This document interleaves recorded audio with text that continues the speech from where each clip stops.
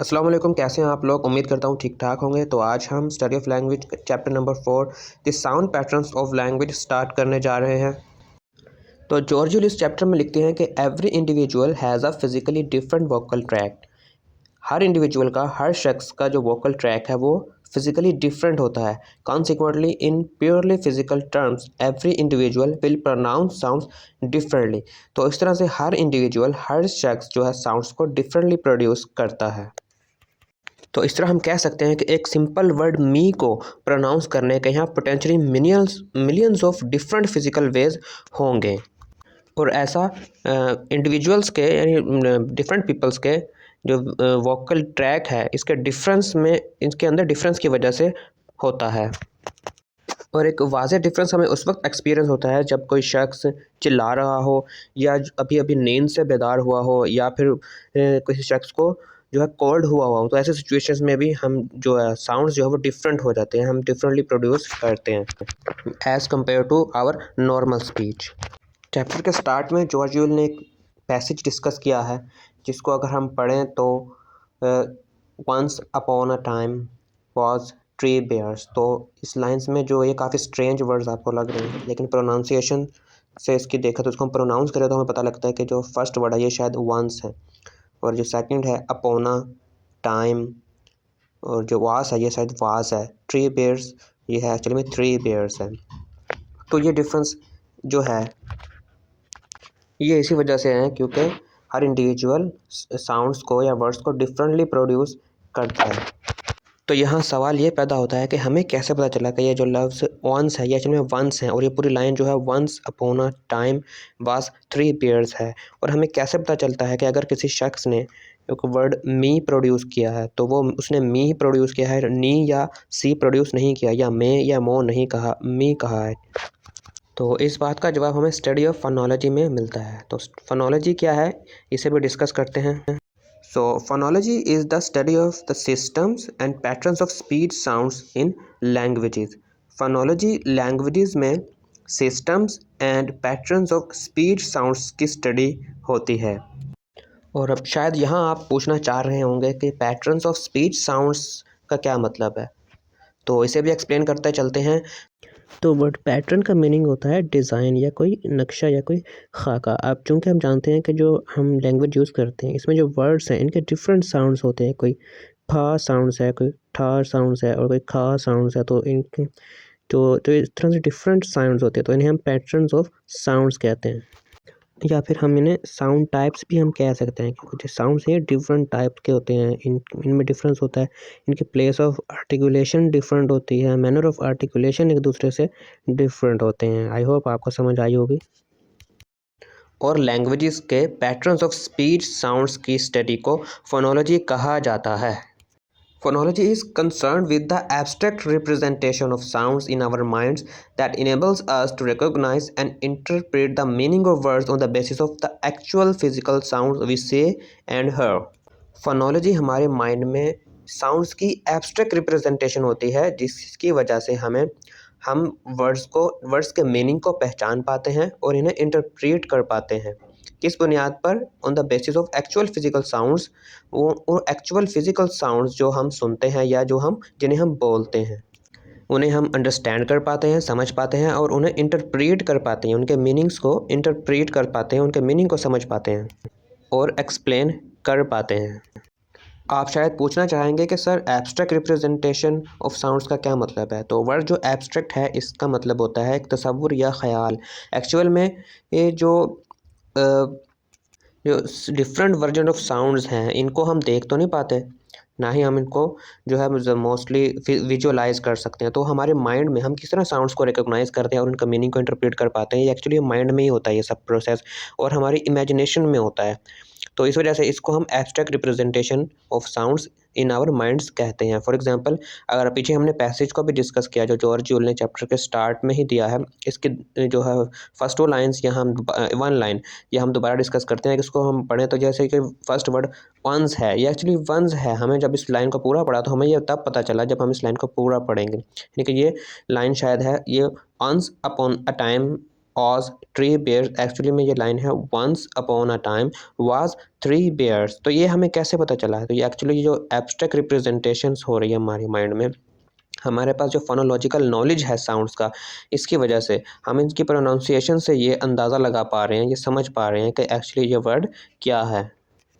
इसीलिए George will कहते हैं कि जो फोनोलॉजी है ये एब्स्ट्रैक्ट रिप्रेजेंटेशन ऑफ साउंड्स है इन आवर माइंड, या फिर ये अंडरलाइक डिज़ाइंस होते हैं या blueprint of each sound type होते हैं, जो कि एक्चुअली जो डिफरेंट फिजिकल टर्म्स में वेरी कर रहे होते हैं, डिफरेंट होते हैं, यानी डिफरेंट फिजिकल टर्म में डिफरेंट होते हैं। इसका मतलब ये है कि क्योंकि हर इंडिविजुअल का वोकल ट्रैक डिफरेंट होता है, जिसकी वजह से इंडिविजुअल्स साउंड्स को डिफरेंटली प्रोड्यूस करते हैं, इसलिए ये डिफरेंट फिजिकल कॉन्टेक्स्ट में वेरी कर रहे होते हैं, यानी कि डिफरेंट होते हैं।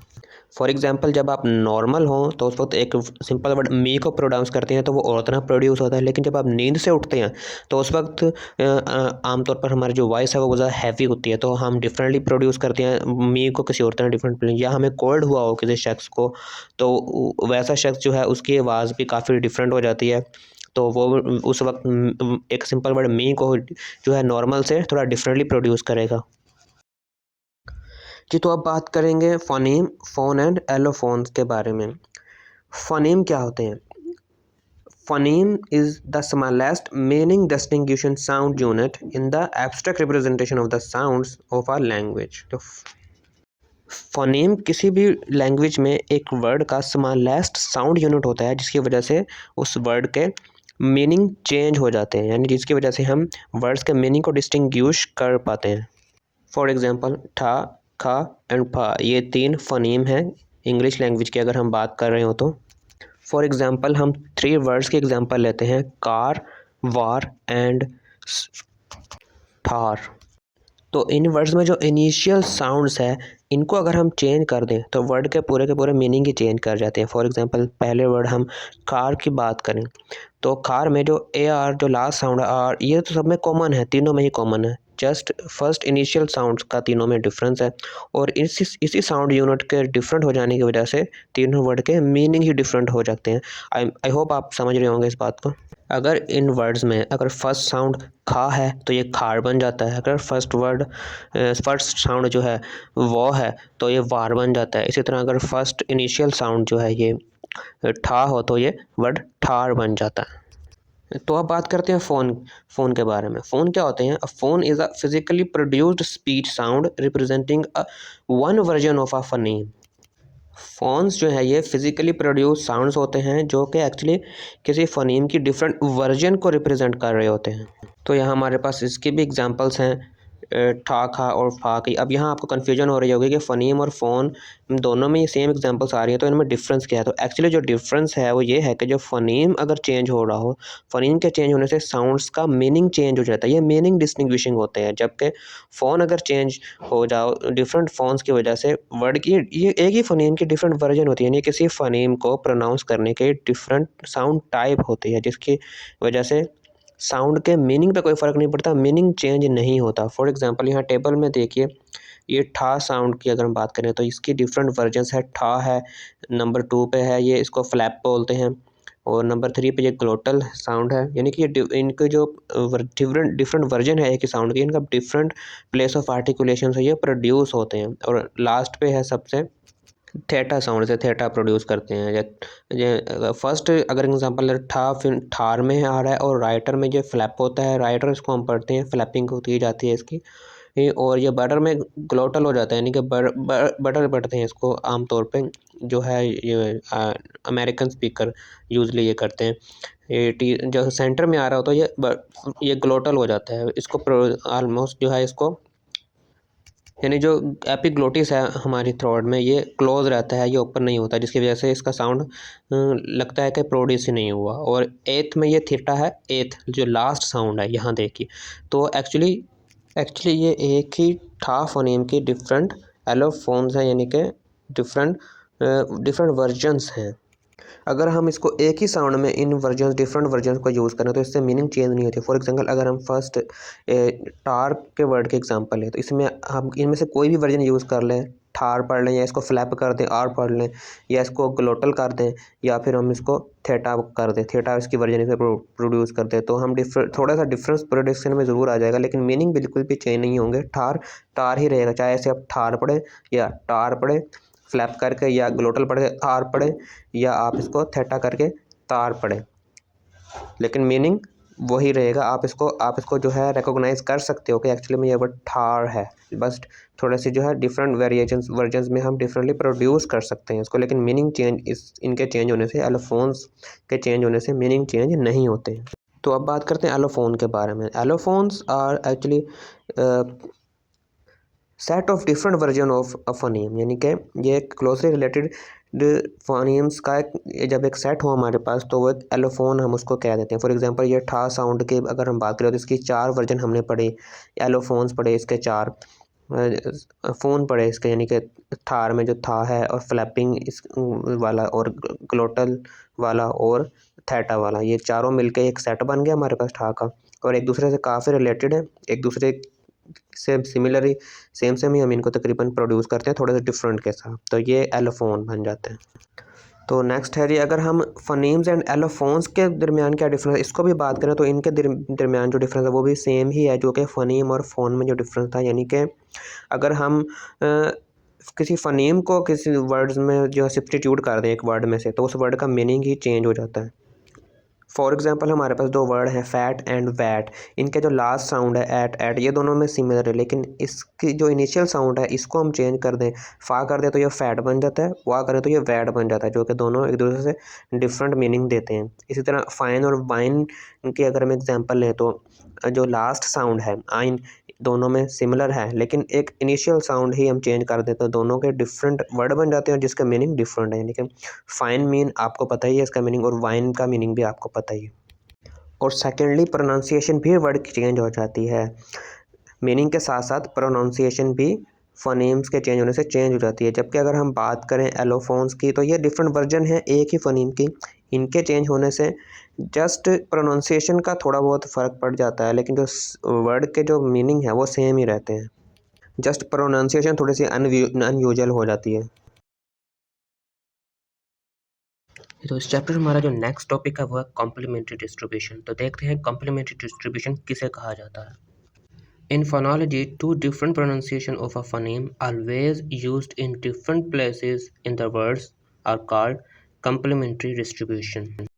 Phonology में फोनीम की डिफरेंट प्रोनाउंसिएशंस मीन्स टू से डिफरेंट वर्जन्स को डिफरेंट वर्ड्स में डिफरेंट प्लेस पर यूज़ किया जाता है, और इसी चीज़ को हम कॉम्प्लीमेंट्री डिस्ट्रीब्यूशन कहते हैं। यानी वर्ड्स में फ़नीम की डिफरेंट वर्जन्स को डिफरेंट प्लेसेस पे यूज़ करने को कॉम्प्लीमेंट्री डिस्ट्रीब्यूशन कहते हैं। फॉर एग्जांपल अगर हम ठा फ़नीम की बात करें, तो ये जो ठा फ़नीम है it is always aspirated when it comes word initially. जब ये वर्ड इनिशियल हो, यानी कि किसी वर्ड के स्टार्ट में आ रहा हो, तो ये हमेशा एस्पिरेटेड होगा। जबकि अगर ये ठा साउंड किसी कॉन्सोनेंट के बाद आ रहा हो किसी भी वर्ड में, एक कॉन्सोनेंट इनसे पहले और ये बाद में आ रहा हो, तो उस वक्त ये विदाउट एस्पिरेशन प्रोड्यूस होता है। तो इस तरह वो जगह जहाँ पर ये ठा साउंड जो है एस्पिरेटेड हो और जहाँ पे विदाउट एस्पिरेशन हो, ये कभी भी एक दूसरे को ओवरलैप नहीं करते, यानी कि एक दूसरे की जगह चेंज नहीं करती। तो इस तरह हम कह सकते हैं different pronunciations are in complementary distribution. Different pronunciation of ठा sound are in complementary distribution. तो नेक्स्ट है minimal pairs. Two identical forms of words except contrast in one phoneme occurring in the same position are described as a minimal pair. दो ऐसे words जो identical हो means to से similar हो, एक दूसरे से मिलते जुलते हों, लेकिन सिर्फ एक ही फोनीम में वो एक दूसरे से डिफरेंट हो, तो ऐसे दो अल्फाज को हम मिनिमल पेयर कहते हैं। यानी कि जस्ट एक साउंड का दोनों में डिफरेंस हो सेम पोजीशन पर, तो ऐसे दो वर्ड्स मिनिमल पेयर्स कहते हैं। फॉर एग्जांपल फ़ैन और वैन दो ऐसे वर्ड्स हैं जो कि मिनिमल पेयर हैं, और इनमें जो इनिशियल साउंड जो फर्स्ट साउंड फ और जो है वो जो सेकंड वर्ड वैन है इससे वा से डिफरेंट है, जबकि जो दूसरे साउंड है लास्ट वाले साउंड्स हैं वो दोनों सेम ही हैं। तो इस तरह हम कह सकते हैं कि फ़ैन और वैन जो है ये मिनिमल पेयर्स। इसी तरह बैट और कैट ये भी मिनिमल पेयर्स में ही आएंगे।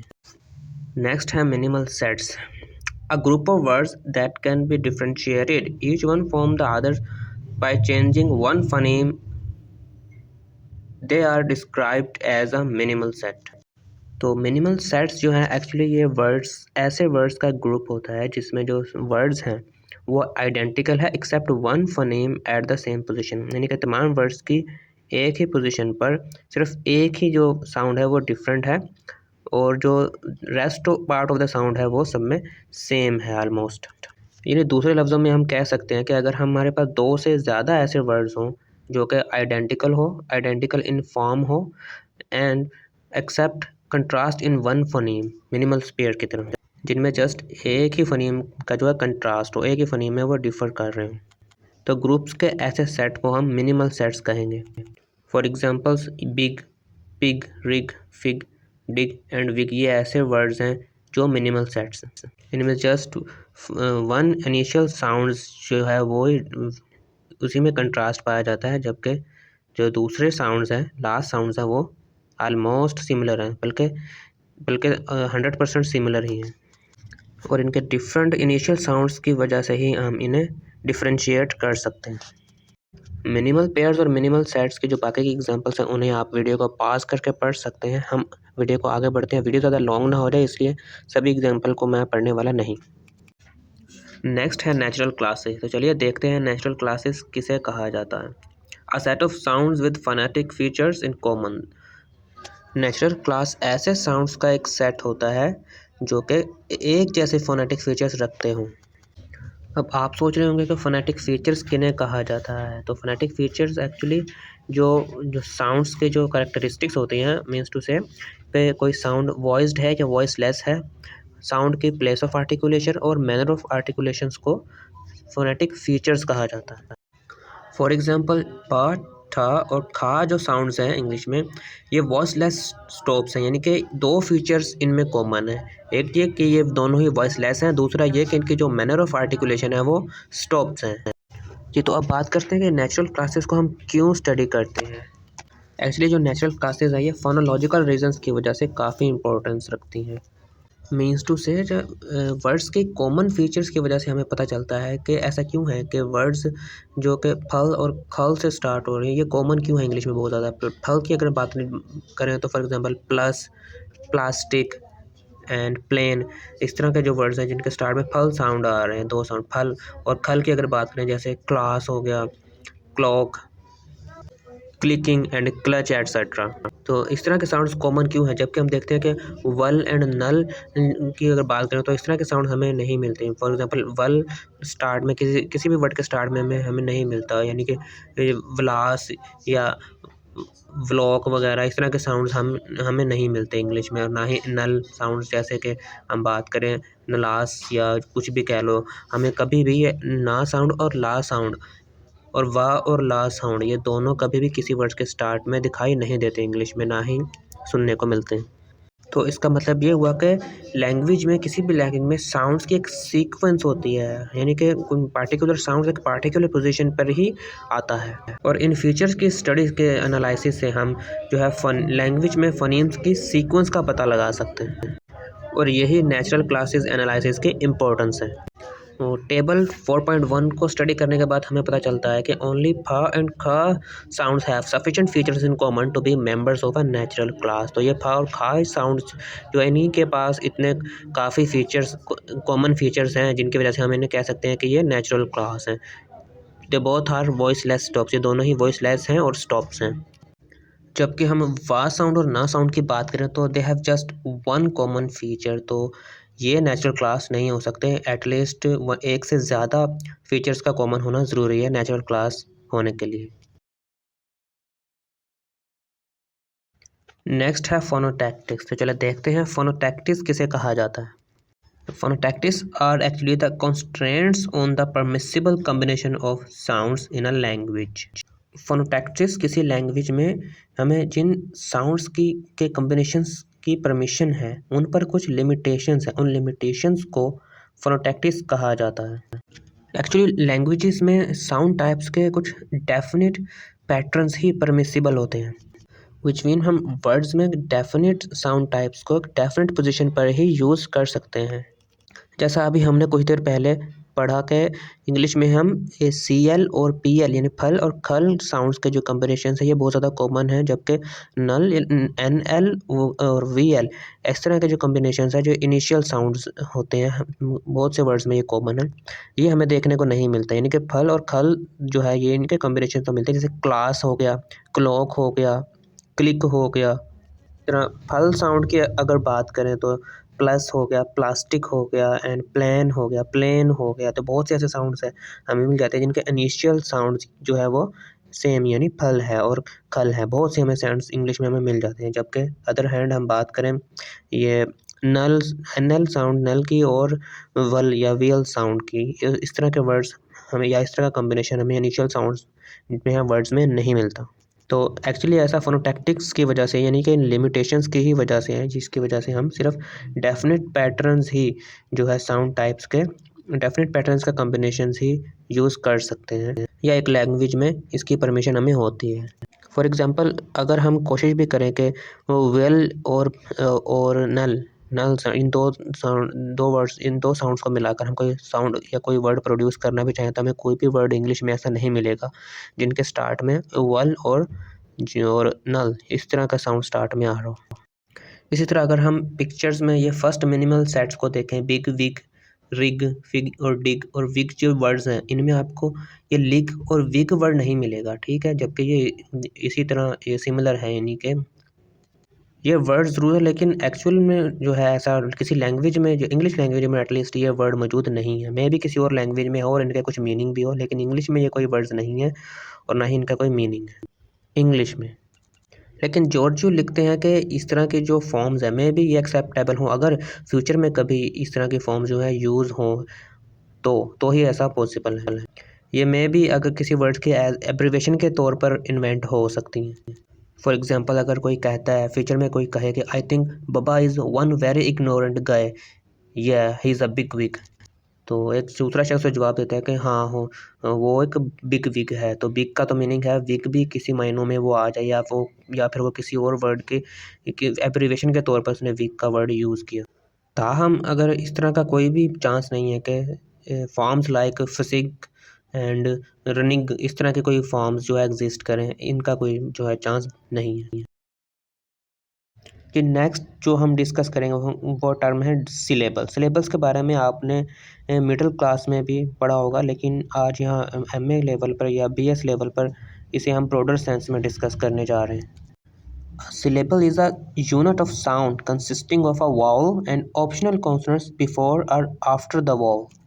Syllables सिलेबल जो है एक वर्ड का एक ऐसा यूनिट ऑफ साउंड है किसी भी वर्ड में जो एक वावल पर मुश्तमिल होता है और एक ऑप्शनल कॉन्सोनेंट साउंड पर मुश्तमिल होता है।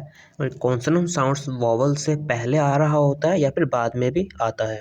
इन सम वर्ड्स वो पहले आता है और कुछ वर्ड्स में बाद में आ रहा होता है। इंग्लिश में सिलेबल्स की जो मोस्ट कॉमन एग्जांपल है वो जो कॉन्सोनेंट वोवल है, सीवी। यहाँ सीवी से मतलब है कॉन्सोनेंट और vowel means V means vowel है, which means vowel sound followed by a consonant sound. ये बहुत ज़्यादा कॉमन है इंग्लिश में। For example the basic structure of the kind of syllable found in English words like, जो basic structures हैं syllables के वो इंग्लिश के इन इस तरह के वर्ड्स में हम देख सकते हैं। लाइक ग्रीन में अगर बात करें तो ये कॉन्सोनेंट कॉन्स्टेंट वोवल कॉन्सोनेंट्स इसकी स्ट्रक्चर है एज अ सिलेबल। और एग्स में पहले वोवल साउंड है then constant and then constants. End में पहले वोवल है then constant and then constant. तो इन्हीं वर्ड सभी वर्ड्स को आप पढ़ लीजिएगा। अगर हम इसको सभी को पढ़ेंगे तो वीडियो काफ़ी लॉन्ग हो जाएगी। मकसद सिर्फ आपको समझाना होता है और वो आइडियाज़ से ये जो है अगर आप अंडरस्टैंड आपने कर लिया तो बकाया के एग्जांपल्स आप खुद पढ़ सकते हैं। सिलेबल के दो बेसिक एलिमेंट्स होते हैं, पहला है ऑनसेट और दूसरा है राइम। जो ऑनसेट है ये कॉन्सोनेंट एक या एक से ज़्यादा कॉन्सोनेंट्स हो सकते हैं, एक भी हो सकता है एक से ज़्यादा भी हो सकता है। जबकि जो राइम है ये फर्दर टू पार्ट्स में डिवाइड किया जाता है। इसके फर्दर दो कंपोनेंट्स होते हैं, एक है न्यूक्लियस और दूसरा है कोडा। न्यूक्लियस जो है ये वोवल होता है और जो कोडा है ये भी कॉन्सोनेंट्स होता है। एक या एक से ज़्यादा कॉन्सोनेंट्स हो सकते हैं। अब बात करते हैं ओपन सिलेबल्स और क्लोज सिलेबल्स की। तो ओपन सिलेबल्स क्या होता है ये देखते हैं। Syllable that have an onset and a nucleus but no coda are known as open syllables. तो ऐसे सिलेबल्स जो एक ऑनसेट और एक न्यूक्लियस पर मुश्तमिल हो लेकिन उसमें कोडा मौजूद ना हो तो उसे हम ओपन सिलेबल्स कहते हैं। लाइक मी साउंड जो है, मी वर्ड जो है इसमें ये और नो, इन दोनों में देखें एक कॉन्सोनेंट है और एक वावल है। कोडा यहाँ मौजूद नहीं है, यानी कि वावल के बाद दोबारा अगेन कॉन्सोनेंट साउंड मौजूद नहीं, तो ये ओपन सिलेबल्स है। While when a coda is present, they are called closed syllable. Such as up, at and hat में अगर देखें up की बात करें तो vowel and consonants है, at में भी vowel और consonants है और hat में भी consonant vowel consonant है, यानी कि कोडा मौजूद है। आखिर में अगर कॉन्सोनेंट साउंड लास्ट में अगर कॉन्सोनेंट साउंड मौजूद है तो वो कोडा होता है और तो वो एक क्लोज सिलेबल होता है। और अगर साउंड के लास्ट साउंड जो है किसी भी वर्ड का वो कोड कॉन्सोनेंट ना हो, वावल हो, तो वो ओपन सिलेबल होता है। नेक्स्ट है कॉन्सोनेंट क्लस्टर। तो देखते हैं कॉन्सोनेंट क्लस्टर क्या होता है। Consonant cluster is two or more consonants in a sequence. दो या दो से ज़्यादा कॉन्सोनेंट्स, जब किसी भी वर्ड में दो या दो से ज़्यादा कॉन्सोनेंट्स एक सीक्वेंस में यानी कि आगे पीछे आ रहे हो तो उसे हम कॉन्सोनेंट क्लस्टर कहते हैं। Cluster means group, a group of sounds, या किसी भी चीज़ का जो ग्रुप हो उसे हम क्लस्टर ही बोलते हैं। यूजली ये वर्ड जो है ट्रीज़ के ग्रुप के लिए इस्तेमाल किया जाता है इंग्लिश में। तो यहाँ अगर यहाँ पर हम कॉन्सोनेंट्स क्लस्टर की बात कर रहे हैं तो कॉन्सोनेंट्स का ग्रुप होगा या दो से ज़्यादा कॉन्सोनेंट्स एक साथ किसी वर्ड में आगे पीछे आ रहे होंगे तो हम उसे कॉन्सोनेंट क्लस्टर कहेंगे। फॉर एग्जाम्पल स्टॉप जो वर्ड है इसमें जो फर्स्ट एस टी जो साउंड है स एस एंड थ साउंड, ये जो है कॉन्सोनेंट क्लस्टर में आ जाएंगे क्योंकि दो दो कॉन्सोनेंट्स आ रहे हैं सीक्वेंस में। इसी तरह फर्स्ट में लास्ट में जो है दो कॉन्सोनेंट साउंड आ रहे हैं, यही साउंड है एंड थ साउंड, लास्ट में एज अ कोडा आ रहे हैं जबकि स्टॉप में ये एज अ ऑन सेट आ रहे थे। इस तरह स्ट्रेस एंड स्प्लैट में ये थ्री कॉन्सोनेंट साउंड आ गए हमारे पास र एंड और ये दो मिला के ठ एंड र साउंड स्ट्रेस में, जबकि स्प्लैट में जो है ये सा भी आ गया और फ साउंड और ला साउंड, ये है कॉन्स्टेंट क्लस्टर्स को रिप्रेजेंट कर रहे हैं। English actually have a larger onset constant clusters. English में जो है ये ऑनसेट क्लस्टर जैसे कि स्ट्रेस और स्प्लैट में है, ये जो वोवल से पहले आ रहे हैं and consonants before the vowels are known as onset clusters. तो ये बहुत ज़्यादा है इंग्लिश लैंग्वेज में। तो जब हम एक ऑनसेट क्लस्टर्स की जो है एक फेयरली स्टडी करें तो हमें जो है एक रेगुलर पैटर्न देखने को मिलता है, जैसे कि नेचुरल क्लास से में हमें साउंड्स का एक रेगुलर पैटर्न हमें जो है दिखाई दिया। इसी तरह इसकी भी इम्पोर्टेंस यही है कि इनमें जो कॉन्सोनेंट क्लस्टर्स हैं इससे भी जो है हमें एक रेगुलर पैटर्न इंग्लिश लैंग्वेज में साउंड्स का एक रेगुलर पैटर्न जो है हमें एक डेफिनेट पैटर्न देखने को मिलता है, according to which the first consonant must always be s sound followed by one of the natural class of voiceless stops like p, th, th and plus a liquid or a glide like l, r and w sounds। यानी कि English में बहुत से ऐसे words हैं जिनमें जो first sound है वो ज़रूरी तौर पर जिन वर्ड्स का फर्स्ट साउंड है वो ज़रूरी तौर पर स साउंड होता है, और जो कि जिनके बाद में जो है वॉइस लेस स्टॉप्स वाले साउंड्स नेचुरल क्लास के वॉइस लेस स्टॉप्स वाले साउंड्स लाइक फा ठा एंड खा, या फिर उसके बाद जो है प्लस अ लिक्विड और अ ग्लाइड्स साउंड लाइक ला रा और वा साउंड जो है आ रहे होते हैं। तो जो word splash, spring, strong and scream and squeeze and exclaim जो है इन सब में भी आप देख सकते हैं कि जो फर्स्ट जो साउंड है वो कॉन्स्टेंट है वो सा है, उस जो कि उसके बाद में एक वॉइसलेस स्टॉप आ रहे हैं या फ ठा या खा, इन्हीं में से आ रहा है। स्प्लैश में फा आपको देखने को मिल रहा है, स्प्रिंग में फर्स्ट सा है एंड देन वॉइसलेस स्टॉप फ आपको देखने को मिल रहा है। स्ट्रॉन्ग की बात करें तो फर्स्ट सा है एंड देन ठा आपको देखने को मिल रहा है जो कि वॉइसलेस स्टॉप है, और स्क्रीम में फर्स्ट सा है एंड देन खा साउंड एंड देन एक ग्लाइड या लिक्विड है रॉ साउंड। तो इस तरह डिफरेंट वर्ड्स में आपको एक रेगुलर पैटर्न दिखाई दे रहा है। नेक्स्ट टॉपिक है को articulation effects. The process of making one sound virtually at the same time as the next sound is called co-articulation effect. Normal conversation के दौरान जब हम किसी साउंड्स को नेक्स्ट साउंड्स के साथ ही प्रोड्यूस करते हैं, यानी कि नेक्स्ट साउंड्स को हम फ़ौरन ही पहले साउंड्स के ख़त्म होने, यानी कि पूरा भी हम उसको प्रोनाउंस नहीं करते कि नेक्स्ट साउंड प्रोड्यूस कर देते हैं, यानी कि फर्स्ट साउंड्स को हम रिड्यूस कर देते हैं और उसको नेक्स्ट साउंड्स के अंदर मर्ज कर देते हैं। तो इसे हम को आर्टिकुलेशन इफ़ेक्ट्स कहते हैं, यानी कि इसमें हम नॉर्मल स्पीच में दो साउंड्स को एक ही टाइम में प्रोड्यूस कर रहे होते हैं, यानी कि दो साउंड्स को हम मर्ज कर देते हैं एक दूसरे में। यूजुअली फर्स्ट साउंड्स को सेकंड साउंड में मर्ज कर देते हैं। इंग्लिश में जो लार्जर क्लस्टर्स वाले साउंड्स होते हैं इनको रिड्यूस कर दिया जाता है मोस्टली जब ये क्लस्टर्स जो हैं, कॉन्सोनेंट क्लस्टर जो है, ये वर्ड के मिड में आ रहे हो उस वक्त ऐसा होता है।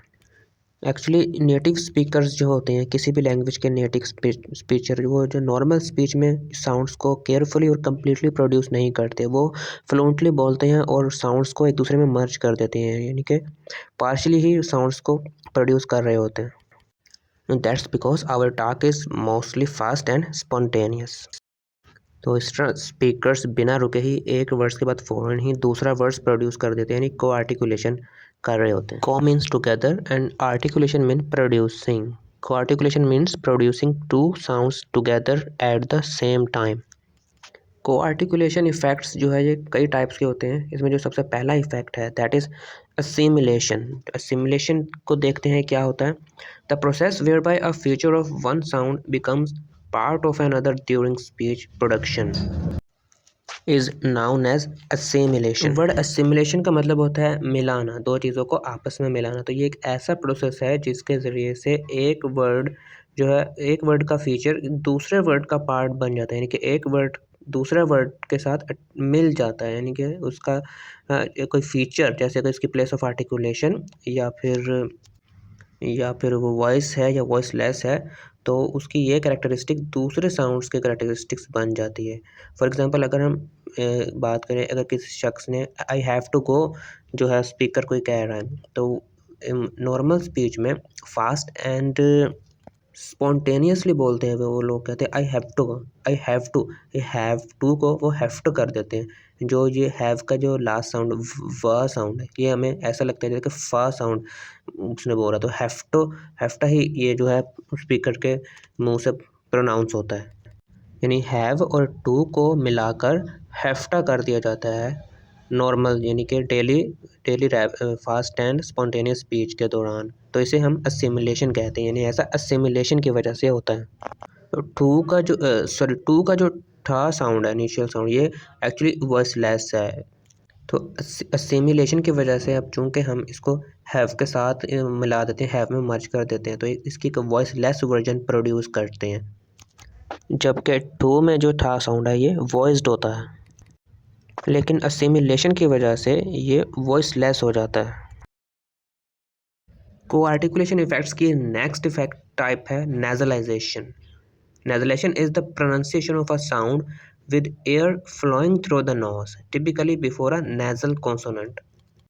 वर्ड नेजल्स कहते हैं, ये जो हमारी नोज के जो नथने हैं जिनसे हम सांस लेते हैं उसे नेजल कहा जाता है। तो नेजलाइजेशन वो को आर्टिकुलेशन इफेक्ट्स है जिसमें जब हम जो वर्ड्स को इस तरह से प्रोड्यूस करते हैं कि जो एयर है वो नोज के ज़रिए से फ्लो करके बाहर आ रही होती है, यानी कि when we produce sounds and air flowing through the nose, then the process is nasalization. तो इंग्लिश में कुछ वर्ड्स ऐसे हैं जिन्हें जब हम प्रोड्यूस करते हैं तो एयर जो है वो नोज से फ्लो कर रही होती है। तो नेजलाइज्ड वर्ड्स जो होते हैं उनको टिल्ड साइन से हम रिप्रेजेंट करते हैं। ये इस तरह की जो साइन होती है इसे टिल्ड बोला जाता है, और जो साउंड्स नेजलाइज्ड हो उन पर ये वाला साइंस जो है बना दिया जाता है। For example fin and fan के जो वर्ड हैं ये नेजलाइज्ड होते हैं, इनमें जो ई एंड ए जो है, फिन में ई साउंड और फैन में ए साउंड जो है ये नेजलाइज्ड है। तो any vowel becomes nasal whenever it immediately precedes a nasal. तो कोई भी साउंड जो किसी भी नेजल से पहले आ रहा हो, किसी नेजल साउंड, तो वो साउंड इमीडिएटली नेजल हो जाता है। एंड मोस्टली वॉवल साउंड ही जो है ये नेजलाइज्ड होते हैं।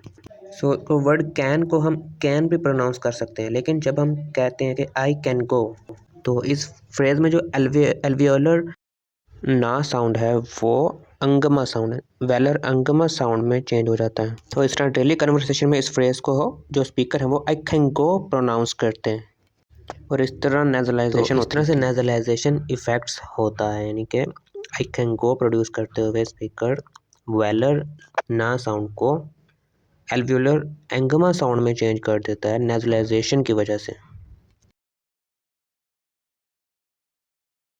इसी तरह जो एंड साउंड है, इसे आप एंड प्रोनाउंस करते हैं, लेकिन डेली रूटीन स्पीच में जो है अगर फ्रेज हम यू एंड मी की बात करें तो जो है स्पीकर्स कहते हैं you and me, you and me. और ये यहाँ ऊपर आई कैन गो वाली फ्रेज में मैं एक बात और आपको बताना भूल गया कि इसमें जो जो एल्वियोलर साउंड ना का साउंड है, वो ना साउंड है कैन का, वो कैन का जो ना साउंड है वो गो में मर्ज होकर जो है वेलर इंगमा साउंड बन गया। इसके साथ ही जो कैन में जो वावल है वो भी जो है श्वा साउंड में चेंज हो गया है। आई कैंगो में ए से श्वा साउंड में तब्दील हो जाता है। नेक्स्ट इफेक्ट है Alison. So Alison is the process of leaving out a sound segment in the pronunciation of a word. Alison means, Alison का मतलब होता है छोड़ देना या मुस्तस्ना करार देना। तो इसमें क्या करते हैं कि किसी वर्ड्स को प्रोनाउंस करते हुए एक साउंड सेगमेंट को लीव कर दिया जाता है, छोड़ दिया जाता है। फॉर एग्जांपल अगर हम यू एंड मी फ्रेज को कंसीडर करें तो इसको हम प्रोड्यूस करते हैं यू एंड मी। तो इसमें जो डा साउंड है इसकी ट्रांसक्रिप्शन नहीं की जाती, इस ट्रांसक्रिप्शन में इसको इंक्लूड नहीं किया जाता, यानी कि इसकी एलिजन हो जाती है। तो इस तरह हम जस्ट प्रेसीडिंग नेजल ना साउंड और फॉलोइंग नेजल मा साउंड ही प्रोड्यूस करते हैं और डा साउंड को प्रोड्यूस करने के लिए कोई एनर्जी वेस्ट नहीं करते। सिमिलरली फ्रेंडशिप को हम फ्रेंडशिप कहते हैं, तो इसमें भी डा साउंड को ट्रांसक्रिप्ट नहीं करेंगे। और ये एलिजन जो है ये हम डेलिब्रेटली करते हैं, जानबूझकर केयरफुली करते हैं अपनी स्पीच को फ्लुएंट बनाने के लिए और फास्ट एंड स्पॉन्टेनियस बनाने के लिए। और कॉन्स्टेंट क्लस्टर्स में स्पेशली कोडा पोजीशन पर एलिशन की जाती है। फॉर एग्जांपल एस्पेक्ट्स को जब प्रोनाउंस करते हैं इसको एस्पेक्ट्स प्रोनाउंस किया जाता है, और जो लास्ट कॉन्सोनेंट यानी ठा जो साउंड है इसको इसकी एलिजन कर दी जाती है। नेक्स्ट सिमिलरली ही मस्ट बी को जो है स्पॉन्टेनियसली एंड फास्ट स्पीच के दौरान ही मस्ट बी जो है इस फ्रेज को हम प्रोनाउंस करते हैं, तो इसमें भी जो ठा साउंड है इसकी एलिजन हो जाती है ही मस्ट बी।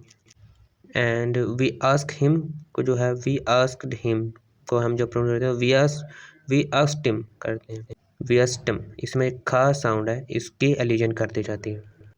सिमिलरली जो बहुत से साउंड में वॉवल साउंड जो है वो भी डिसअपीयर कर दिए जाते हैं एलिजन के ज़रिए। हाँ, there we have various examples like in every में, जिस तरह इंटरेस्ट को जो इंटरेस्ट कर दिया जाता है, तो इनको आप जो है प्रोनाउंस कर देख सकते हैं। इनमें जो वर्ड्स में जो वॉवल साउंड जहाँ एलिजन हो रही है उसको जब आप इसके जब ट्रांसक्रिप्शंस को आप प्रोनाउंस करेंगे तो आपको फील हो जाएगा कि कौन से वॉवल साउंड की जो है एलिजन की गई है।